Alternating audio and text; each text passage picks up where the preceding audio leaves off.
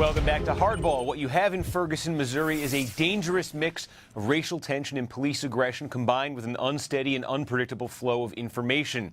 It's in this environment of uncertainty and chaos that we've seen many politicians avoid the hot-blooded issues of race and class that are at the center of this storm. Yesterday, President Obama addressed the situation by urging calm, peace and calm, a message that has been widely echoed by elected officials across both aisles.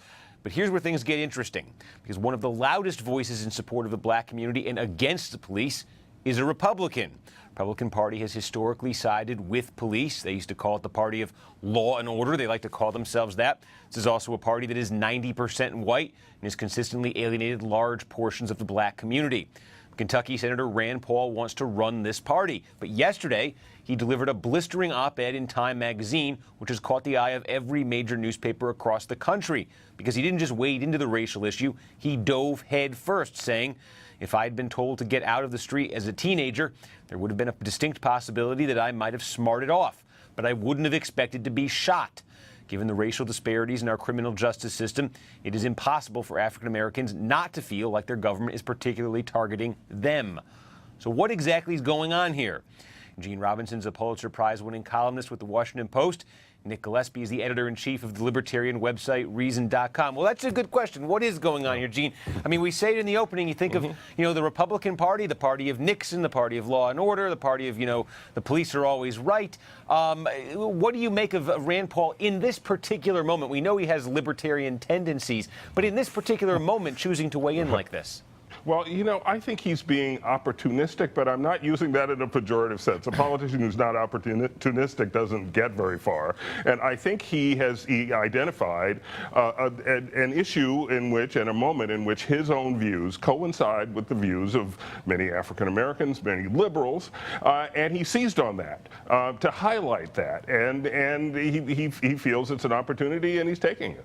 Well, so, Nick, within the Republican universe, sort of on the right, I'm curious how something like this goes over.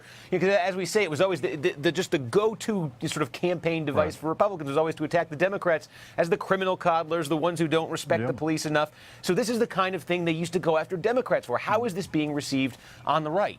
Well, it's interesting because Rand Paul is setting up a different constellation of concerns. He was basically the only guy in the Senate who was really kind of head out there on privacy issues, which really resonated with young voters, especially in a way that nobody was expecting. And it was to the shame of the Democrats that, with the exception of Rod and Wyden, none of them talked during his filibuster. And I think, what Rand Paul is, he's threading a different needle here. And most interestingly to me, on Twitter today, you saw a lot of conservatives, including people at groups like Hot Air and whatnot, who were responding to Rand Paul and to the militarization of police issue. I think a lot of conservatives are slipping into libertarian territory because they see the use of force and the overuse of force as kind of emblematic of what they dislike about government more and more. Have you seen, I'm curious too, because I'm sure you've been watching Rand Paul. I mean, we've all been watching him closely. You've probably been watching him particularly closely. You're a libertarian publication there.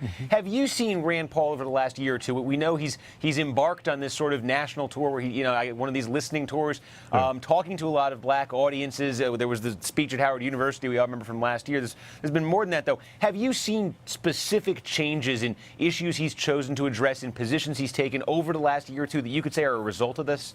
Yeah, well, I mean, I think he's been emphasizing things like school choice and sentencing reform in a big way, and he's also talking about marijuana legalization, or rather marijuana prohibition at the federal level. He has explicitly said that the drug war is hurting minority communities more than other communities, and I think he's growing sensitivity to that, and he's also using it to talk about the way in which government power gets abused at all levels and then has disparate impacts. Well, there are some people who are skeptical about this, and here's why some of them might be. During his campaign for the Senate back in 2010, Paul said he was against parts of the Civil Rights Act of 1964, including the key part of the law that forced private institutions like restaurants and hotels to serve blacks. Here's Paul during an interview with the Louisville Courier-Journal back then. I like the Civil Rights Act in the sense that it ended discrimination in all public domains, and I'm all in favor of that. But You had to ask me the but. I don't like the idea of telling private business owners. I abhor racism. I think it's a bad business decision to ever exclude anybody from your restaurant. But at the same time, I do believe in private ownership. Now, Gene, ask Rand Paul now about that comment then and what he's saying now, and he'll get offended at the idea there's any difference between who he was and what he was saying in 2010 and who he is and what he's saying now. But watching him, have you noticed any changes in Rand Paul the last couple of years? Well, if you ask him about that particular quote, I think he'll say, it wasn't me. That was some other guy. That was my evil twin. He has pretty much flatly disowned that set of views about the Civil Rights Act, and I think he will stick to this revised position as he contemplates or launches his presidential bid. I mean, there's a calibration that's clearly going on, and he's going to face questions about changes and shifts in positions that once were more pure libertarian and now are shading into sort of what a lot of people would call real world territory. Well, I think he's stressing the idea of the Republican Party if it's going forward. He told me in an interview I had with him in San Francisco a couple weeks ago, the Republican Party has to become the party of live and let live. That's a radically different message than the social conservatism that I think he believes in, but he recognizes that the governing strategy, you've got to kick things like drug legalization and gay rights down to the state level and get them out of Washington. And that's He's going to face a lot of criticism, mostly from the right on that, but I think it will make him seem more interesting to the massive independents. Nick, I guess my question, Nick, is he getting into a bit of a danger zone here? There have been a lot of Republicans who've talked about, we want to move the party a little bit, but he's really trying to take some steps here. This is a guy who has taken on the military-industrial complex, he's not an isolationist, but he says, you know what, we shouldn't be bombing all of these countries. He stood up to Obama when Obama was going to start bombing Syria without congressional authorization, and he asked for, the president to ask for authorization for Libya.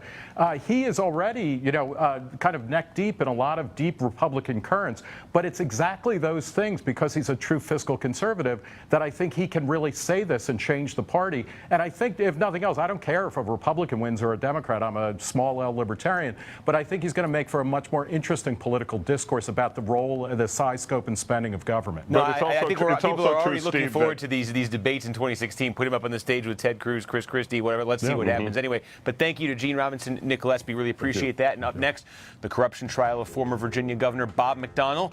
Prosecution has made its case. Now it's the defense's turn. This is Hardball, Place for Politics.